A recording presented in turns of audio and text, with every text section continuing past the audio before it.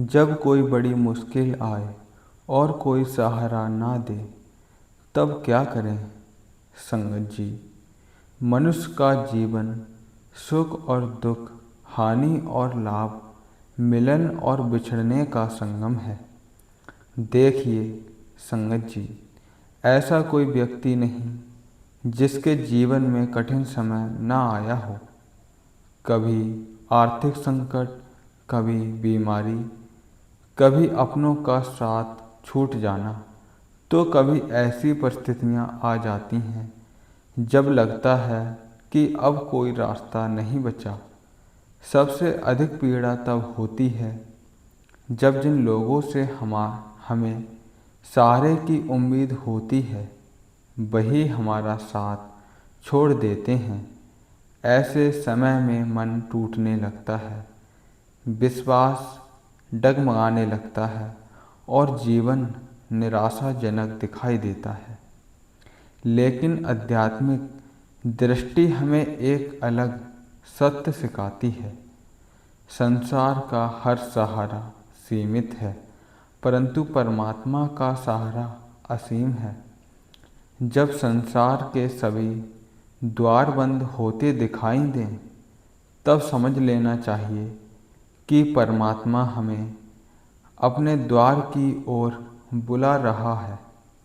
मनुष्य का सहारा कभी भी छूट सकता है, लेकिन ईश्वर का हाथ कभी नहीं छूटता।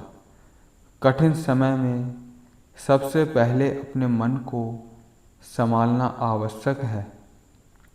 घबराहट में लिया गया निर्णय अक्सर गलत होता है, लेकिन कुछ क्षण शांत होकर अपने भीतर झांकिए, गहरी सांस लीजिए, मन को स्थिर कीजिए और परमात्मा का सिमरन कीजिए। जब मन शांत होता है, तभी सही निर्णय लेने की शक्ति आती है। जब कोई साथ ना दे, तब यह मत सोचिए कि आप अकेले हैं।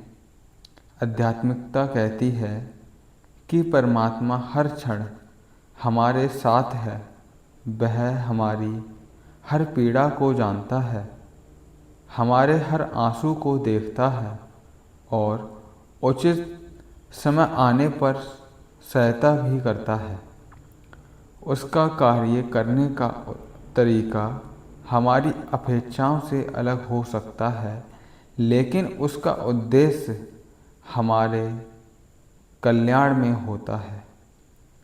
ऐसे समय में भजन, सिमरन, प्रार्थना और ध्यान सबसे बड़े मित्र बन जाते हैं।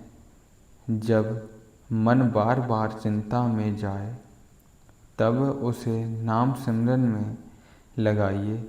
जितना अधिक मन परमात्मा की ओर जाएगा, उतनी ही चिंता कम होगी। परिस्थितियाँ तुरंत नहीं बदलेंगी, लेकिन उन्हें सहने की शक्ति अवश्य मिलने लगेगी। यह भी याद रखिए कि हर कठिनाई हमें कुछ सिखाने आती है। यदि जीवन में कभी संघर्ष ना आए, तो मनुष्य धैर्य, विनम्रता, विश्वास और आत्मबल का महत्व कभी नहीं समझ पाएगा। कई बार वही संकट जो हमें सबसे बड़ा दुख लगता है, आगे चलकर हमारे जीवन की सबसे बड़ी सीख बन जाता है। दुनिया से अपेक्षाएं कम रखिए। जितनी अधिक अपेक्षाएं होगी, उतना अधिक दुख होगा। लोगों से प्रेम कीजिए, उनका सम्मान कीजिए, लेकिन अपना अंतिम सहारा उन्हें मत बनाइए। अंतिम सहारा केवल परमात्मा को बनाइए, क्योंकि वही कभी साथ नहीं छोड़ता।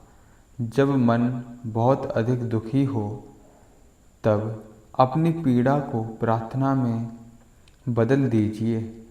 परमात्मा से शिकायत करने के बजाय कहिए, हे प्रभु, मुझे इस परीक्षा को पार करने की शक्ति दो। मुझे सही मार्ग दिखाओ। मेरे मन और धैर्य दो और मेरे विश्वास को मजबूत बनाओ। आध्यात्मिक मार्ग यह भी सिखाता है कि कठिन समय में अच्छे कर्म कभी नहीं छोड़ने चाहिए। यदि संभव हो तो किसी की सहायता कीजिए, मीठा बोलिए, सेवा कीजिए।